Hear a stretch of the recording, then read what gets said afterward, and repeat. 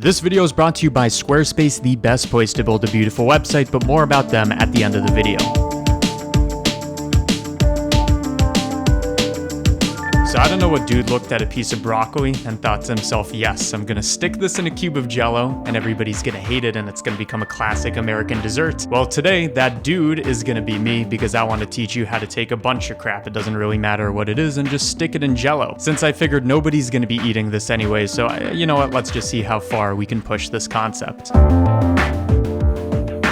So despite what all these obscenely long YouTube tutorials would have you believe, simulating Jello is actually one of the easiest things you can do in Blender. What I do is I just set up a cube above a plane where the plane is going to be our collision object, the cube is going to be a soft body dynamics object, and when we simulate this you can see, well, it's not working and it sucks, so we only have to fix three things. First of all, the cube, you want to add some geometry to that so that there's more points that can be deformed. Basically, more geometric resolution is a good thing in this case. Second of all, you want to take the goal option and disable it so it doesn't like wobble in midair when you actually start simulating. And finally, for the properties of this soft body thing, so it actually looks like Jello, I recommend taking the bending and bringing it up to something like 2 or even higher, and taking the push and pull and also increasing those. And look at that, you actually have Jello that simulates in a fairly realistic way with all that wobble and stuff. The material is also easy. I just use a principled BSDF with maximum transmission so you can actually see through the thing. For the index of refraction, I make it something above 1 so it looks kind of glassy and it distorts light as it passes through it. I picked some kind of color that Jello could be, you know, theoretically. And then finally, this is a bonus tip, I use a noise texture to basically drive a normal map, which just adds a tiny bit of extra distortion, so it's not like a perfectly flat surface. It adds a bit of dimension.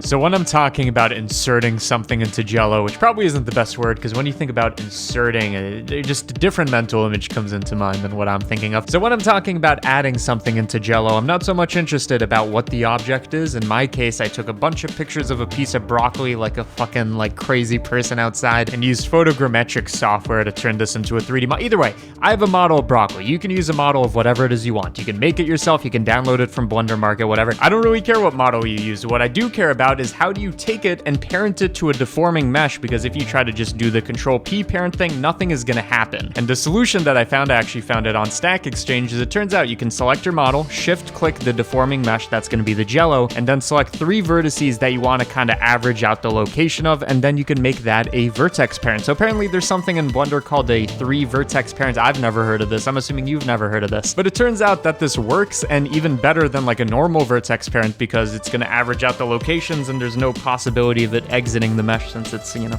it's going to be inside of it. 3-vertex parent, that's how you put the thing in the thing. And yeah.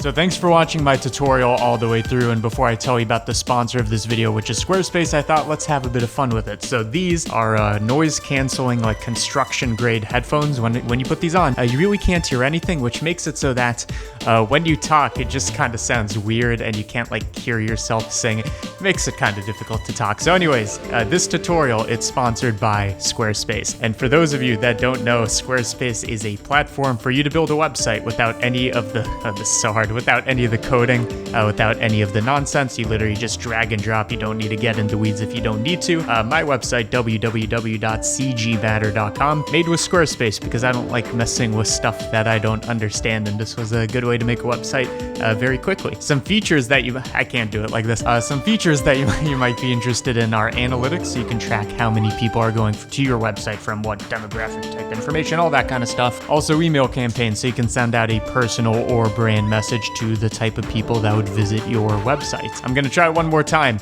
While Squarespace is already super affordable at under $10 a month, I want to make that deal much sweeter, so listen to this. You can go to my link in the description, and if you click it, you save 10% on your first purchase of a website or domain, so check it out.